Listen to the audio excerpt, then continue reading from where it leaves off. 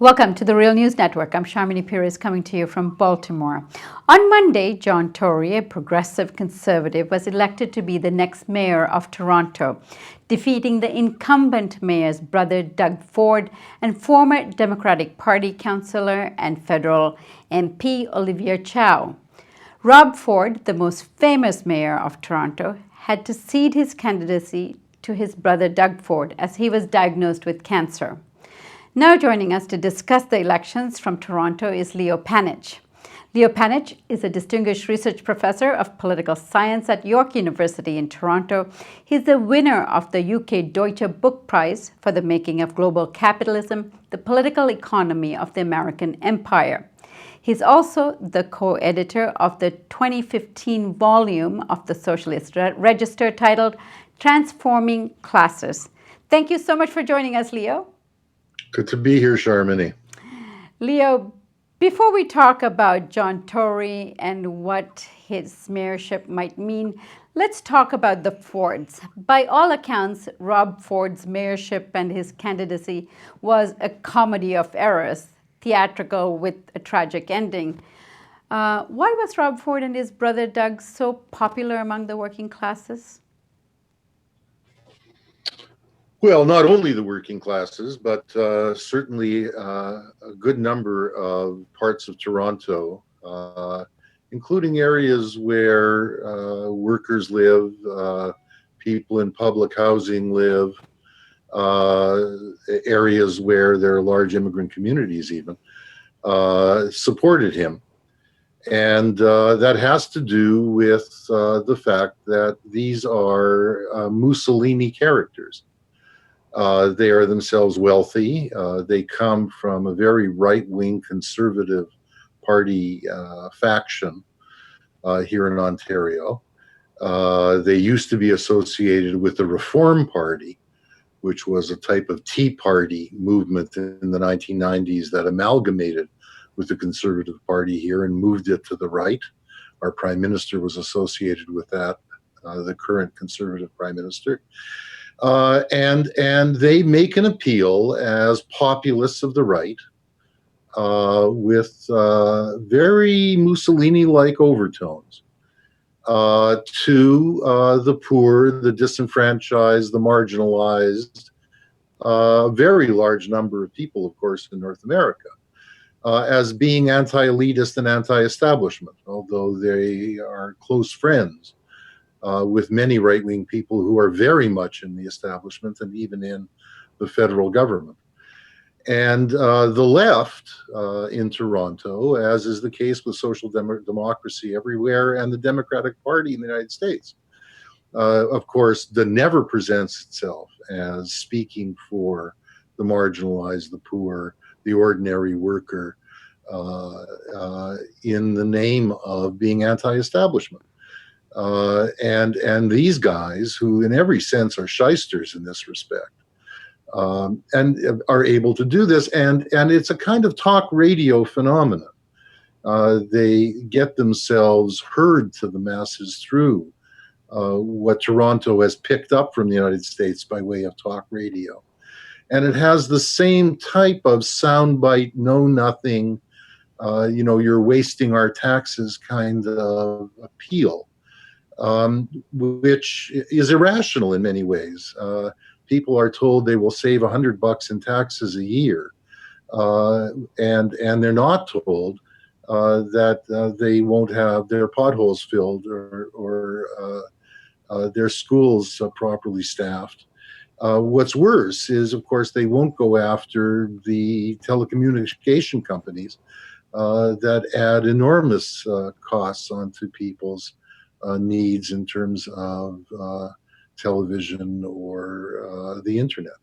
Leo, so that's what we're facing. Right. Leo, in terms of the growing appeal of the right-wing populism that you're talking about here, what's happening on the left that's allowing this to happen? Why isn't the left appealing to the working classes and the poor and the disenfranchised and immigrant communities that Olivia Chow, the NDP candidate here, could have actually embraced? Well, they appeal to it in a whiny kind of, there's a lot of poor people in Toronto, and in a policy way, but not in any mobilization kind of way, not in a way that, heaven forbid, should speak of class struggle, not in a way that, as the Fords do, breaks with the rules of the game. And people are fed up with the rules of the game amidst this crisis and under neoliberalism. They know they're getting shafted. And the NDP, and Olivia represented this in the worst way, tries to present itself as balanced and fair, et cetera, et cetera. And she went so far in congratulating her opponents last night, congratulating Tory, but also congratulating Doug Ford for the great race he ran, for congratulating him, for commending him on his determination. Well, what came to my mind was you could have congratulated Hitler for his determination, for heaven's sake. That's not to say that Ford is comparable with that type of fascist, but this is not the kind of politics that is going to catch on with people who are just fed up to their eyeballs with the existing system. You need to be able to speak in a way that captures their anger, and it's only the right that is doing this, not the quote unquote reasonable left. Right, and the media played a big role in the way that the issues were covered, in the way that the candidates were covered. Tell us about more about that. How did the Well, media? Mhm. to be fair, the media, of course, had a field day on Rob Ford's crack smoking and drinking and vulgar behavior in every possible respect. But they also called him out, especially the Toronto Star did, on his ridiculous lies that he had provided so many jobs and saved some taxpayers so much money, all of which was, pardon the expression, largely bullshit. And earlier, Doug Ford, his brother, who has been living in Chicago all these years until 4 years ago, running the Chicago franchise of their decal business, which they make a lot of money on selling to governments. They do printing and provide paper and decals and so on to companies and governments, etc. The Globe and Mail, Toronto's quote unquote national newspaper, did a massive investigatory story showing that Doug Ford had been a major drug honcho as a young man in his 20s and 30s. This earlier, the media did quite a job on them. During the campaign, this was completely withdrawn. Rob Ford had a lot of sympathy because of his cancer from the media.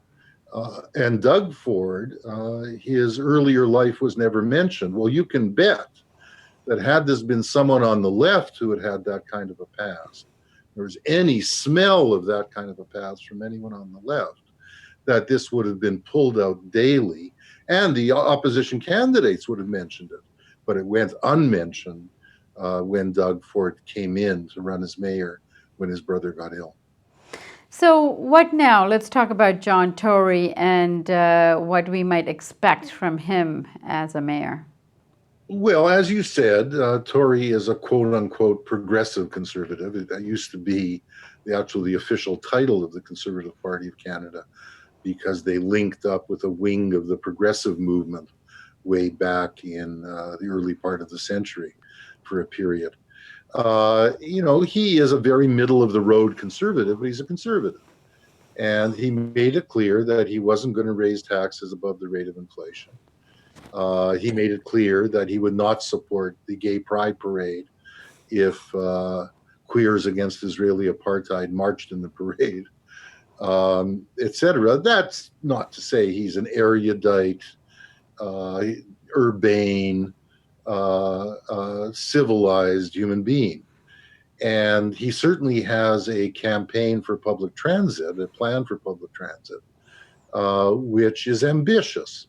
It involves some shenanigans in terms of how the money will be raised.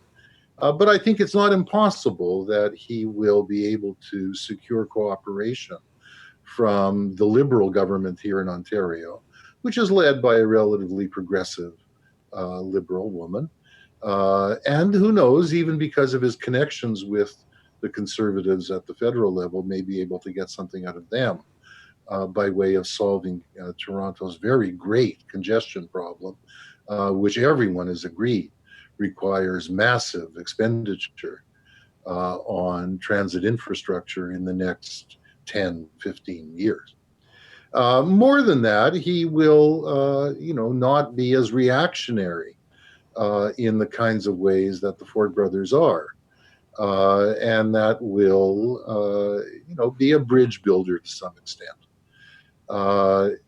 We'll have to see whether the kinds of things that he says or that Olivia Chow said she would do for public housing, where Ford has a lot of his base because he does go there. Both of them go there and try to deal with people's cockroach problems. They are the kinds of politicians who really do show up on poor people's doorsteps and say, look, you've got water leaking from the roof in your public housing building. We'll deal with this.